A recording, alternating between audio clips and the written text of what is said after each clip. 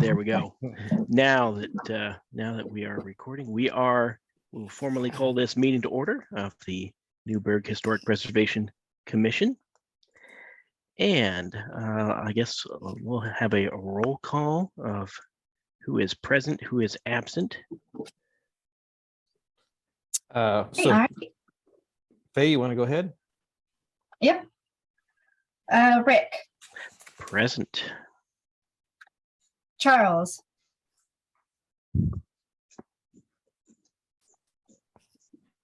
Which one? What? Watson, Charles That's me. Watson. That's me. I'm present. All right. Deborah. I'm here. All right. Chuck. Chuck Z. Chuck Z. If you're speaking, Chuck, we can't hear you. Oh, Your audio's not working, Mr. Z.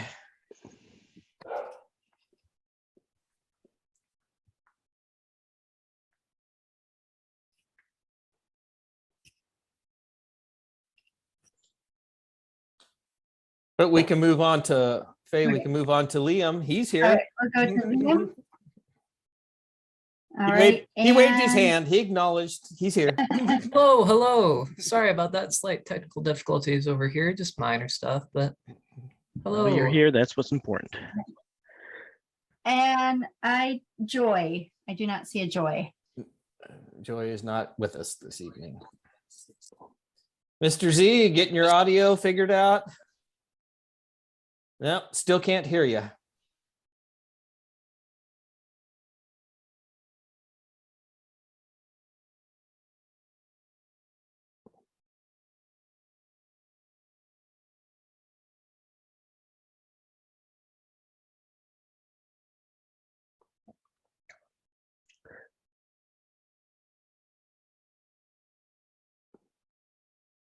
Now, There you are. Hey, we got you back. there's two mutes here for some reason. Yep. Well, I'm not sure if that's a sign, a double mute, or Yeah, that's about 2 years worth of using Zoom for meetings and work. I have finally figured out the double mute. So if you haven't figured it out yet, that's okay. Just give it a couple more years. All right. Well then, with the roll call complete, looks like we have a quorum and actually a plurality of our members. So I don't see any members of the public, but so I guess the call for public comments, I guess let the minutes show that we called for it and there aren't any members of the public here to make comments. Next up is approval of the minutes from our May meeting. The minutes were distributed. Was everyone able to get a copy of them?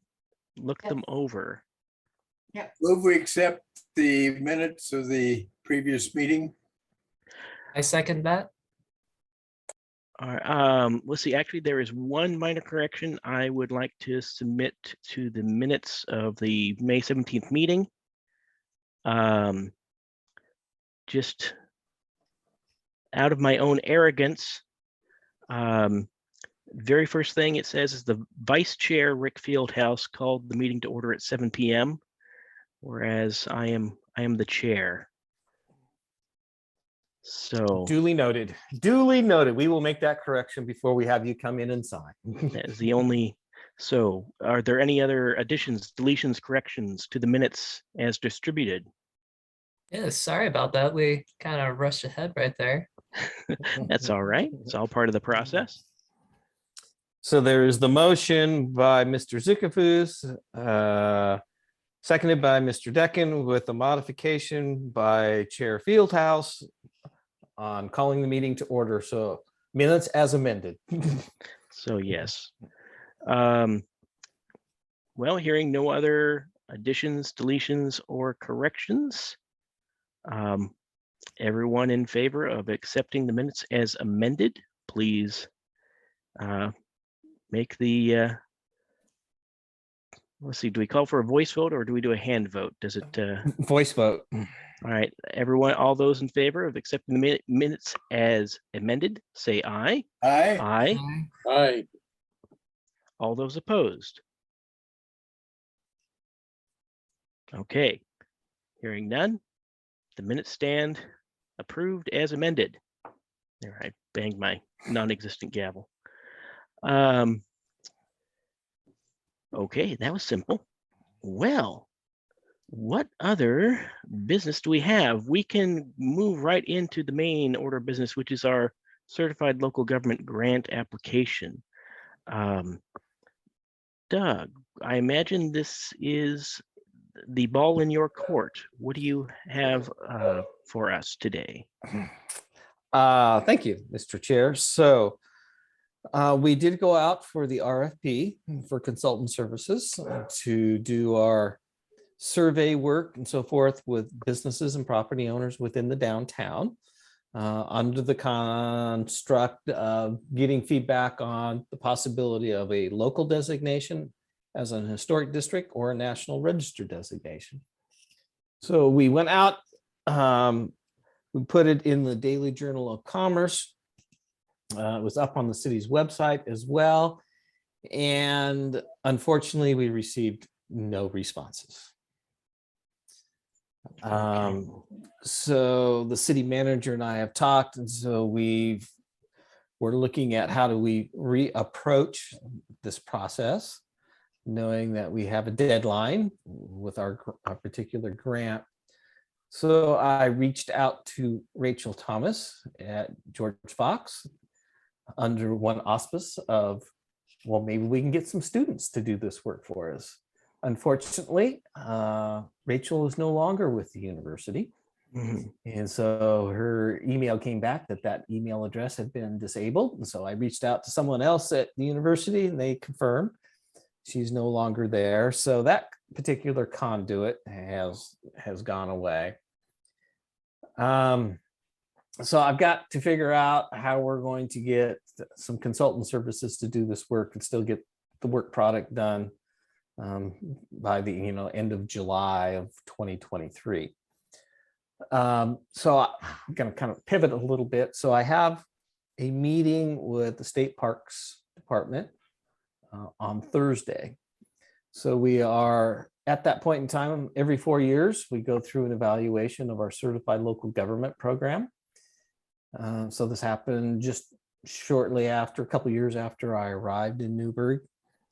And so Robert and I will be meeting on Thursday afternoon. And there's a series of questions that he has, and I'll get to a little bit more of that. But I'm going to ask him if he's got some additional potential ideas. At a minimum, we would go out for a new RFP. We would renotice it in the Daily Journal of Commerce. I think that I would try to get a list of consultants who work in the field of historic preservation so I can target them specifically to see if we can get a consultant to respond. We've kind of been like this before. We've done a couple of these grants and we've only had, one consulting firm respond in the past. So last meeting, the question was asked of me, well, how many do you think we're going to get? I'm not sure. Unfortunately, it ended up being a 0 in the situation. The city does have its purchasing rules that we have to go by, so I just can't go out and sole source it to somebody. I've got to go through a process. The dollar amount is low enough that I could get 3 quotes, but it's federal funds. And so that kind of takes that off the table, and I've got to go out through a more formal solicitation process. So the backside of the administration component of doing these things, you get to hear a little bit about. Normally you don't. So we're working on how we're going to kind of resolve this with the hope that we would have a consultant on board by the end of October. Project's still doable. It just kind of crunches up the timeline. I mean, we kind of had a spread out timeline based on what we submitted in the grant to provide time, kind of a filler project for different consultants, so forth. So now it just starts to shorten up that particular timeline. So I will continue to work on that. Back to my meeting with state parks on Thursday. So as we go into that, of course, they've given me a whole series of questions and things we want to look at. And so they want to know, how many historic reviews have we done in the last 2 to 4 years? In the last 2 years, 0. We were in the middle of a pandemic. If I even go back to 4 years, we've only got a couple of cases that staff reviewed, but nothing came forward to the commission for review. There was a question in regards to, how the certified local government program is working overall. So this is where I'm going to kind of pitch the opportunity for the commission members to give me some feedback. For those of you who've been on the commission for a while, you may have some. For those that are new, you may not. Totally understandable. But it's an opportunity for me to provide some feedback to state parks about how the program works. There was another question about kind of upcoming components and so forth. And I've had, on my list, there's this disconnect in our development code about who does certain reviews. And it was just something, was an oversight when the program was set up in 2012. And I got to clean it up because things don't go to the Planning Commission. They come to the Historic Preservation Commission to review, and appeals don't go to Planning Commission. They go to the City Council. So there's some code cleanup things that we've got on the list that we need to deal with. So I'll be able to share that as well. There are some potentially pending projects that are coming at us. So with the ARPA funds that were awarded by the Budget Committee, I think I brought this up at the May meeting, is that Ruddick Wood is looking at doing some improvements. Of course, unfortunately, they had a kitchen fire. They had to go through that process, but they got some funds to do improvements to their kitchen as well. But they also wanted to upgrade the windows in that particular facility. So that would be a staff review in order to do that. And so we've been in communication with them about what would be acceptable and what would not. I mentioned Minthorn Hall at the university and a potential relocation, and Chuck shared with us it was moved once before, on log skids or logs basically, and moved over to the university. So it might get another new location in the future. So that particular resource is not only a local designation, but it's on the National Register. We had a project on First Street for a building that's designated as a historic resource to turn it into a daycare facility. I'm not sure if that project is going to move forward or not. That was one, I think I mentioned it before, is that it might take a staff review to deal with some ADA access off of the alley between First Street and Second Street. The next one, which is kind of interesting, is the old Voodoo Martini location on First Street. So there's a proposal to turn that into a, what's the best way to say, a breakfast place, someplace you can get breakfast. And my staff had talked to them about, since it's an historic resource, they need to go through a historic review for that. They were talking at one point about changing out windows and so forth. Again, staff level review. Unfortunately, they started doing some exterior improvements on the back side of the building. So that used to be the old restaurant that was the Greyhound bus depot. And so there was a carport in the back, and they had framed that carport in to enclose it off as habitable space. And so we had to put a stop work order on it. So we're trying to work through that process. So I don't know if they're going to submit something for an historic review or if they're not going to submit something for an historic review. The buses actually went through the building. Was it through, Chuck? Yeah. Okay. Well, I guess, if you were eating eating breakfast, lunch, or dinner, and you had a bus go by, and that's kind of an adventure. So I'll be able to share those things with Robert, but I wanted to turn it back over to the commission if there's any information, observations, ways to improve the program that they have. Now's the time to let me know before I have my meeting on Thursday afternoon. Okay. Oh, Deborah, go ahead, please. I just have a question, Doug. So Voodoo Martini, I guess, and any other place who's looking to do some changes like Reddick Wood, how do they find out what's permissible and what's not permissible for a historic building? It comes in different ways. And so for the Reddick Wood, as part of their application to the city for ARPA funds, there was a need and encouragement to have a meeting with city staff so that we could talk to them about what they were proposing to do and so forth, so they can make sure that they included anything they needed in that ARPA application. Right. For the Voodoo Martini piece, a property, that one just happened. So they did reach out to staff about, oh, we want to make some modifications to the building and so forth. And we told them that, well, it's an historic structure, so you're going to need a type 1 historic review before you can do any exterior modifications to the building. Interior modifications, we don't regulate. And unfortunately, they started doing exterior work without any approvals, and that's why I had to have the building official put a stop work order in part on that one. They were also doing some other work without permits. Did they know it was a historic building? Yep, we told them back at the 1st of June that they needed to go through that process. And unfortunately, they did not adhere to the advice and guidance that we provided. And so that's why we had to tell them, you have to stop working. Okay. Thank you. Appreciate it. Okay. And unfortunately for the university, they know that Minthorn Hall is on the National Register and locally designated. So they reached out very early in the process about what would be required. If that structure does get moved, it will come before the Historic Commission. So you have not done a quasi-judicial public hearing. Rick, how many, when was the last one? The recipe was the last one. That's right. It was recipe. And before that was the George Lehman house that the Olsons live in. Yeah, there was, well, we'll see. There was, I remember there was recipe. There was the,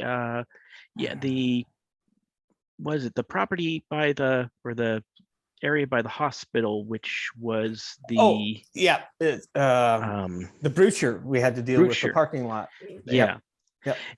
And just for the education of the other commissioners that have not gone through a quasi-judicial hearing, it is actually not an onerous process. Essentially, the people who are doing the work, usually it could be the owner, it could be the architectural firm, it could be whatever representative they have. Basically show us the plans and say, here's what we want to get done. And we just answer a few simple questions of, is it keeping in character with the, I'm trying to remember the exact questions, but something like keeping in character with the original structure. It's all fairly straightforward process and more informational than anything. So. And the other part of it is, and for our new members, is we don't charge a fee. There's a process to go through, but we do not ask for any funds to do these reviews. Charles, please. Hey, I'm curious, and back to that, I forgot what you called the tiki bar or whatever that bar was. The Voodoo Martini. What happens? Like you guys did the, cease and desist, quit building, whatever. What would happen if they decided, hey, screw you, we're going to do it anyway? We have the ability to take them to court, so we can do the stop work order and we can take it in front of the municipal judge, and he would render a decision what to happen. So the latest information on that one is that they were talking about the area that they had framed in and so forth on the back side of the building, is that they were going to remove that and bring the carport portion of it back to the way that it was.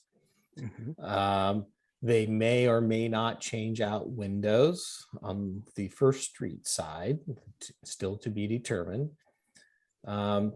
There is some normal maintenance that you can do on a historic structure. So they talked about doing some exterior painting, and you can do that. It doesn't require any review by staff or the commission to do that particular work. So we're working with them to try to figure out how we continue to move forward, because there are a number of people in the community who would love to have a place to go have breakfast downtown. Yeah, I know that's been a sticking point for years, and actually come up in other meetings. And at the core of it, the plan actually sounds good, because especially if they are restoring because essentially it was a drive-through. You can think of it as a kind of a, literally drove through a portion of the building, an big archway in the middle. If they were restoring that in any kind of respect, that would be potentially restoring the more historical character of the building. So, without any other evidence, I could say, boy, that sure sounds like a neat plan to me. But without seeing, exactly what they're planning on doing, I shouldn't speculate.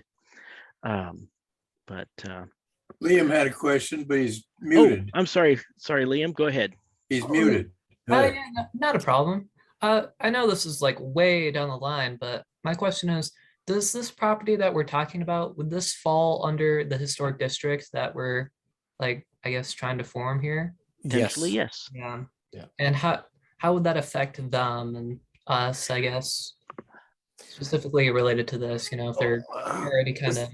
So through a process, we'd have to identify which resources are significant, which resources are secondary, and which resources are contributing, and which sites have no historic merit whatsoever. So it's been done over and over again across the country. We're not there yet. We're still back trying to figure out, does the community want to have something like this, or does the community not want to have something like this? We've also had some changes at the Newberg Downtown Coalition. So their executive director has stepped aside. The executive director of Taste Newberg has retired, so they've hired a new individual.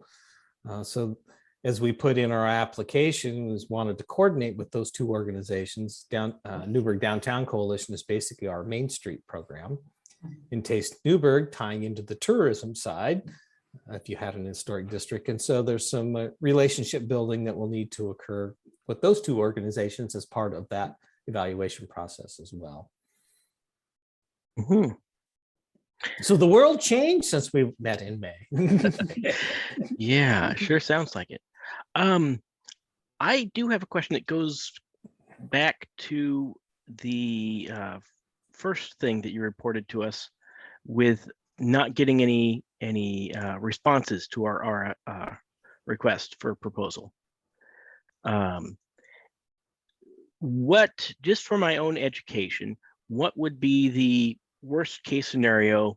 We don't get anything. What happens in that case? Then I have to notify state parks that we are not able to fulfill our contractual requirements per our grant.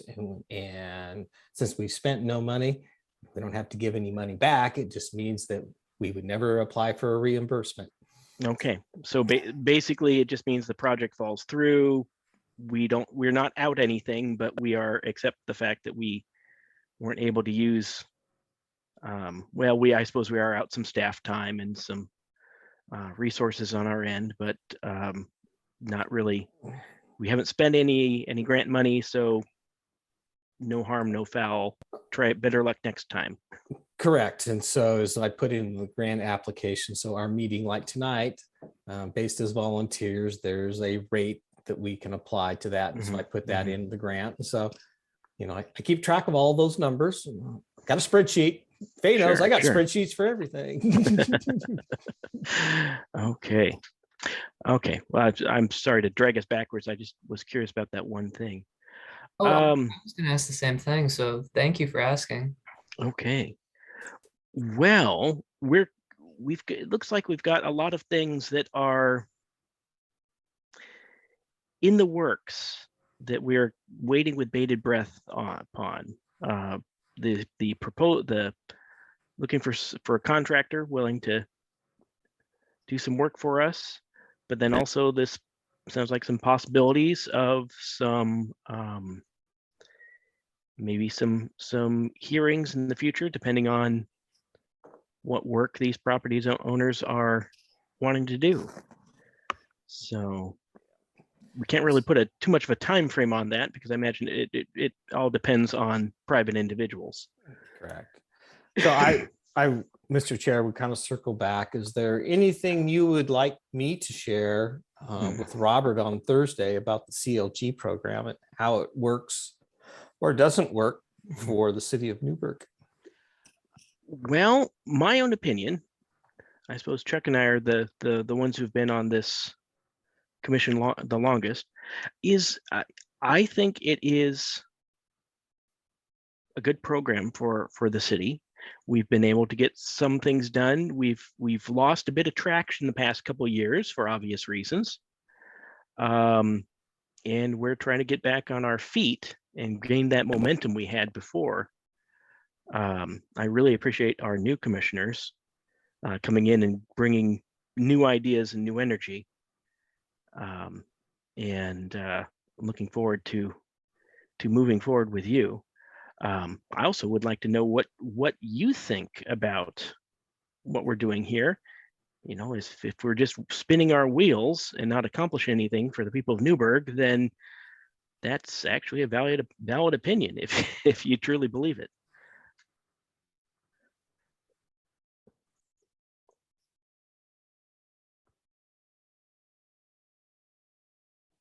That sound of silence.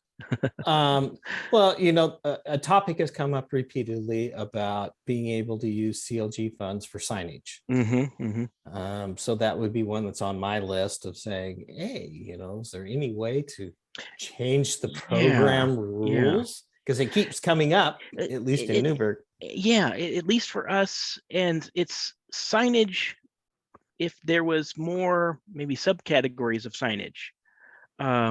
You know, wayfinding, directing people to historic resources. You know, this way to the, you know, historic Cameo Theater, or signage much like the Newberg Historical Society put up signage. You've probably seen around downtown, the pedestals with historic photographs and information.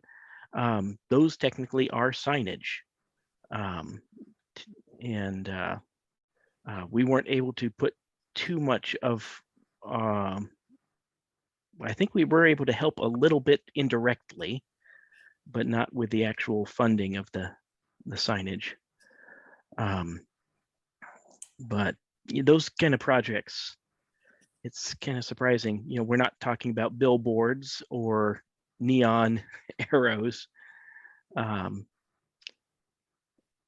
But yeah, that's a great point, Doug. Asking, is there any way we can get some wiggle room with signage? Where exactly, you know, could we get a little maybe split some hairs? A little leeway. Yeah. I guess the other thing. Oh, sorry. Go ahead, Liam. I was just going to point out that you wanted to talk. Go ahead. I mean, I guess the other thing to mention is, like, we had some like scheduling things earlier on in this commission about, like, we kept missing them because we couldn't confirm them because we meet quarterly. But I think that was more on our part than theirs, and we kind of sorted that out. But I guess it should be stated. Yeah. Yeah, I don't know. Doug, since you were the one who has to deal with the schedules and deadlines, are they a difficult ask, or is it just that with the timing of our meetings or how we are doing business, is that just making it difficult, or is it that just par for the course when it comes to this kind of grant application? Well, I think we resolved that. So we spent the year working on a 5-year work program. So the Okay. issue we had was meeting on a quarterly basis. Mhm. The grant cycle that would open, we didn't have a meeting scheduled. We didn't have any defined, clarified projects. So we weren't able to apply. That's what happened for one cycle at least. So that's where the commissions, we stepped back and we had the conversations like I've done with our Affordable Housing Commission. Planning Commission is a different animal because they always have things to deal with. And so we came up with the work program, which we shared with council. They acknowledged that work program.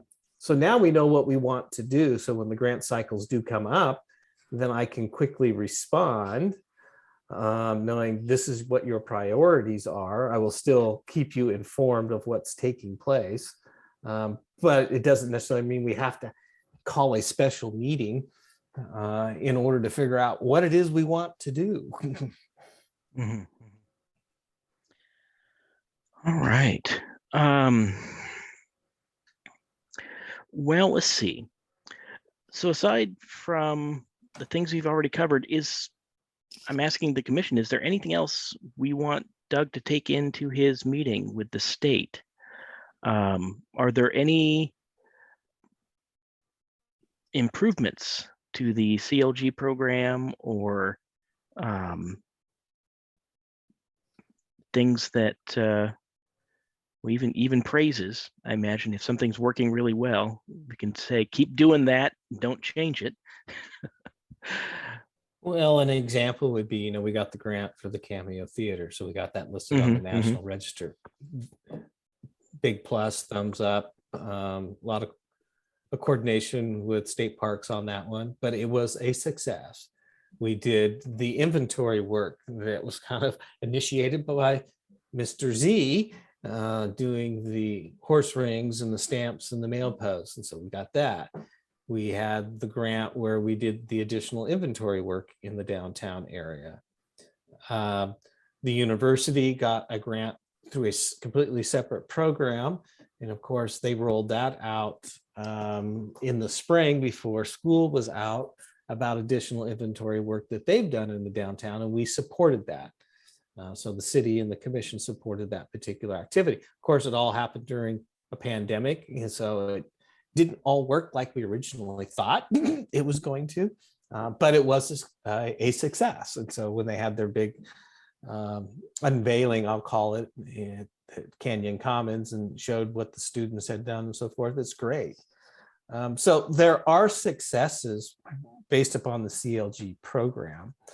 But I think the other part is, you think over the last 2 years, and that was part of one of Robert's questions, is what is the commission reviewed? Is like, well, there wasn't anything. If nobody came forward to us with an application saying, I want to do these alterations to my historic resource, be it a home or a commercial business.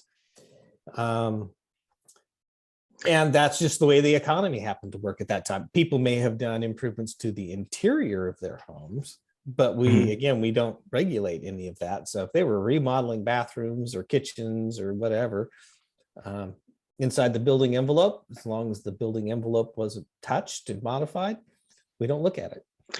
Do you think there might be an issue with education, that people know that this process or this these responsibilities exist? It's always an education process. I can remember when the universities put on the market the Edwards House on College Street. I got a lot of phone calls from people. We hear that this is on the local historic inventory. Yep, it surely is. And so I talked with them about, you can do all kinds of things on the interior of the house, but if you want to go to the exterior of the house, you want to address issues about siding, or if you're thinking about an addition or modifying the porch or whatever, then you're going to need to go through that. And so a lot of it is reactionary because we're reached out to. But we've had other situations where people have called us and they've gone onto our website and looked at the information, looked at our GIS, and they said, oh, this property is for sale and it's designated a historic resource. What does that mean? So we've got those tools. We found out in one situation that we had the geolocation incorrect on a property. And so we had it correct on the right property, but it also captured the abutting property. The abutting property was not an historic resource, but it was questions that came by phone calls or emails. We figured that, we had an error in our GIS, so we were able to correct it. So they come different ways. So Doug, you talked about a website. Does your website also, and I apologize because I haven't looked at it, so I don't know. Does your website also talk about what is required in all the various situations for planning? I mean, is there all the planning documents on there that somebody could just look it up if they wanted to? No, it does not. And so the city is in discussions about changing our website. And so we have limitations. I mean, we basically got a website that's, Sure. 10 plus years old. And so it has its limitations. Sure. So we're talking about doing a new website. And so that gives us an opportunity that we can create something that is more specific to historic, the way the system works today. Yeah, I mean, if you got an historic resource, we have a chapter in the code that says, here's what you need to do. These processes require type 1, these require a type 3. We've also in the past done some brochures that we used to hand out, but not many people pick up brochures anymore. No, it's all websites. It's all look at the web. And again, because of the limitations that we have with ours, is there's only certain things we can put up there. So hopefully a new one will give us a greater capability to be more digital. There you go. Sounds good. Thank you. The search engines could use some upgrading. I've done searches, tried to do searches, and it's futile. It's a challenge. Well, one thing that's not, it's not really giving you much direction for your meeting in a couple of days, but I'm thinking that maybe for my own education, that maybe you or other staff could point us in the direction of these definitions of what needs a type 1 versus a type 2 or type 3 review. What are we to be looking at when we do our quasi-judicial hearings? And thinking of maybe getting ourselves up to speed on that, because boy, 3 of the 5 commission members here have never done one of the quasi-judicial hearings, and Chuck and I, it's been 5 years now since we've last done one. So I would really appreciate a reminder of our responsibilities in those. That's something I can send out to everybody. That would be, I can give you a link. Give us some homework. Because it's a little, I would probably ignore it until the day before, but maybe I could actually look at it beforehand. So, well, let's see. I guess the only other thing is, when you do meet with the state on Wednesday, just make sure you keep your eyes and ears open. One of the things that I'm always wanting to do more of is engaging with the people of Newberg, again, engaging with the business owners, the property owners. what is there something that we might be overlooking or could be doing differently? Maybe another community has a good model of, that kind of work. What does it look like? Because I'm coming out of two years worth of inaction on pretty much all fronts. I'm feeling like we're still a bit of an unknown. A lot of people still don't know we exist and what we do and what we can do, not just to be regulatory, but helpful. So Yeah, we kind of need to, like, I guess, make ourselves known to step out of it. And Mhm. I mean, the historic district, that's a huge thing. Yeah, Something that Newberg doesn't have. So, I mean, once we eventually, I guess, get that process started, this commission, I guess, maybe can provide, I guess, really actively provide. So, yeah. Doug, a few years ago, before the pandemic, after pandemic, that's kind of how my brain is working. There was the visioning process for the city of Newberg. And I remember that they had various committees on various topics. And I'm wondering, just out of curiosity, did anything come of that process that you guys in your department adopted or considered or passed on to this committee? Good question. So that program was adopted by the city council, the community visioning program called A Newberg. Then, a year into it, because that was August of 2019. We then moved into March of 2020 and pandemic hit and momentum went away. So then it became a focus of how do we assist our businesses to stay alive and thriving. I still do an annual report on the community visioning program. That next annual report is due by the end of this calendar year. So right now I've got that tentatively scheduled for November. So I've already reached out to a wide variety of our partners to get feedback about what you accomplished. But again, there's so much of it is all done virtually, so people aren't getting together. So last year's report was a little bit thin. I'm hoping this year's report will be a little bit more. I can say that there are some things, though, that kind of tie to this concept of an historic district in the downtown.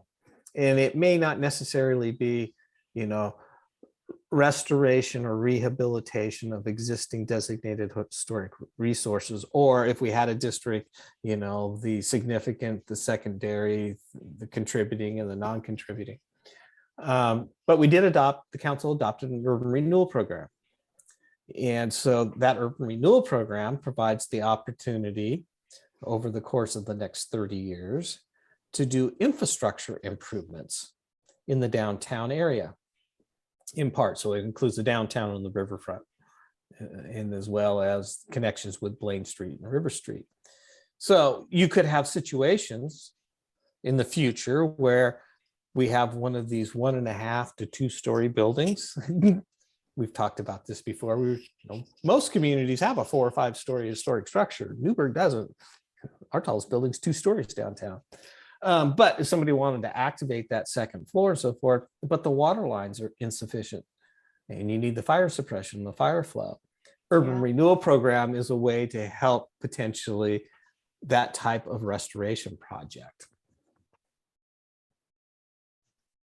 I know it's a loose connection, but it's one that was thought about as we were putting together the proposal for the urban renewal program. The committee on that chose not to allocate funds to do rehabilitation work to the exterior facades of historic resources. The list of wants and needs far exceeded the financial capabilities of the program by multiple folds. And so they had a real challenge to winnow that. So we had it on the list originally. Unfortunately, it got cut.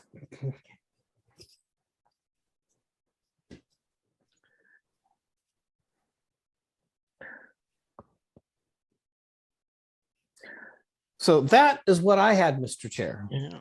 Well, I'm out of questions. So unless one of the council members have any more, Liam, please.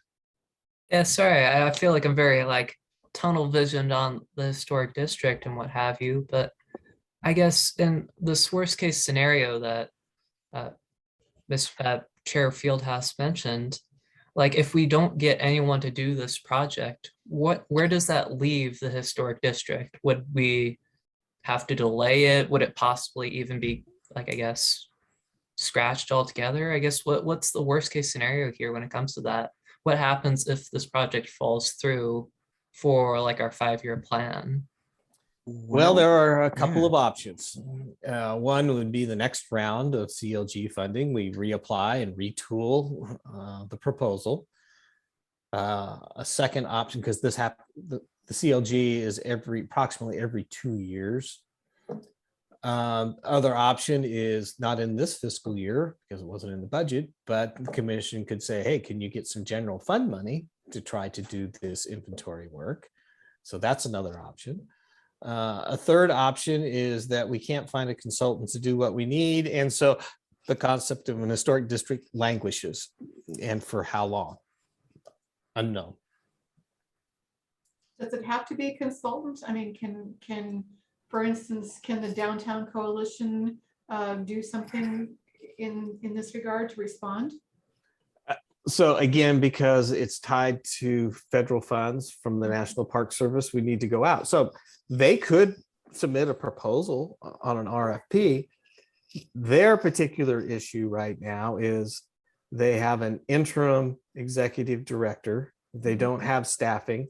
So, trying to say for them to consider putting together a proposal is like, okay, what human capital resources are you going to bring to the table when you've got a part-time interim director? And how could you fulfill the obligations to do all of this survey work with businesses in the downtown, catalog all of that? Do you have the skill set to understand how the process to create an historic district locally or in the National Register? Because people will ask that question. Do you have the knowledge to say, if you have an historic district, what does that mean to my property? Are you further regulating it or not? Is there access to money? Do I get tax breaks? So that's why we were looking to the consulting firms who have that particular knowledge rather than a nonprofit. Okay, thank you. Mm-hmm.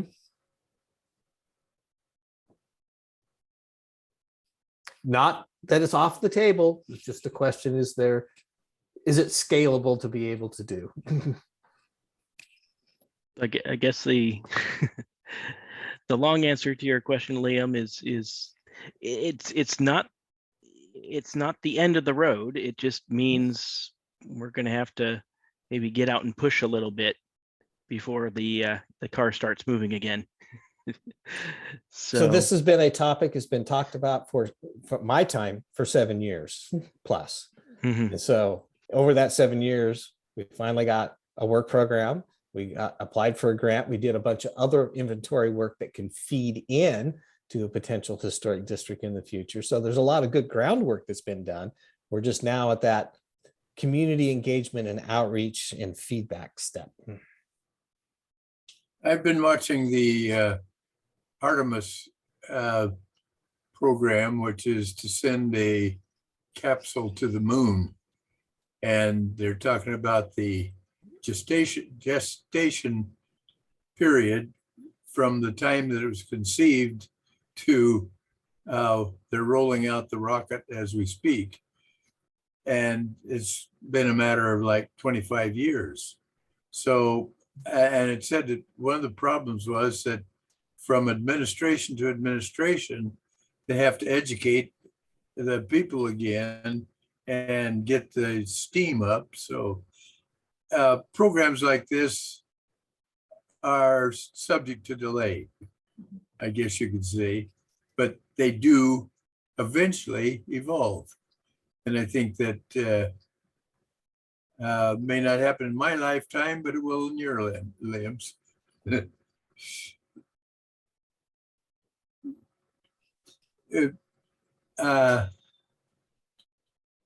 Doug, do you work with any consultants that have planning groups on their staff that would be interested in something like this? When I was with Brown and Caldwell, we had planners that took on little projects like this. Yeah, currently I don't have internal staff capacity to do something like this. We're running relatively thin, just keeping up with other things that are coming through the door. We do have the Mid-Willamette Valley Council of Governments. I have not reached out to them yet to say, hey, do you have a planner that might, or a staff member who's got some time to maybe do this work? So that's another good idea, Chuck.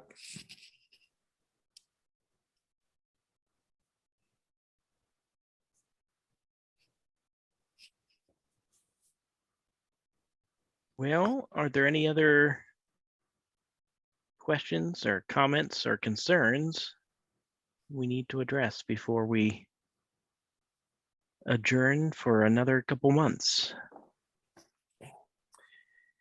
Yeah, so your next meeting is on November 15th. Yes, So I'm looking at hopefully that. I'll have somebody to work on our project by then. Yeah. Well, fingers crossed for some good news. Unless there's any further business that needs to come before this commission, I will adjourn the meeting. So, guess going once, twice, 3 times. Census. Oh. Okay. Well then, I'll bang my non-existent gavel. I didn't even have a gavel when we met in person, so it's not really. I think I'm assuming some authority here. So I know that there was a question, Mr. Chair, about meeting back in person again. So our hope is that when we get to our November meeting, we will be back in person. I would really like to, just because I feel that it is just so much more conductive to communication and just getting business done to be in person. Zoom is fine and dandy, and I use it as a regular tool in my daily work, but things like this, I really would like to see people in person. So That means we have to pay attention though, if we're in person. yeah. I'll kick you under the table if I see you falling asleep. Or maybe just if you're too far to reach, I'll throw a pen at you or something. Well, for all of you, you can show up to a meeting in shorts. It means I have to still wear a shirt and long pants. We'll still have our Zoom code, dress code for in-person meetings. So except for staff, unfortunately, they are.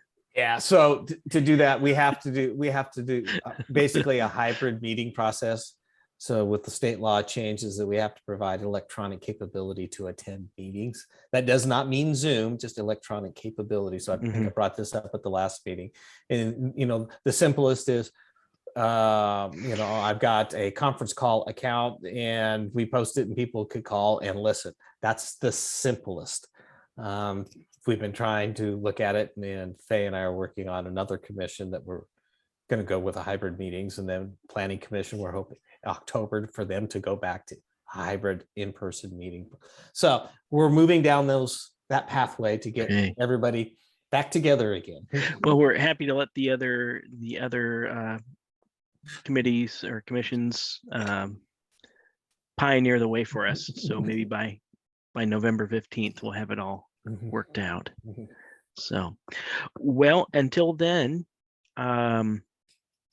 meeting adjourned then. All right. Thank you all. Thank you all for November. Again, thank you all for your thank efforts. you. This is awesome. Yeah, wonderful having you. Thank you. All right. Well, see you in November.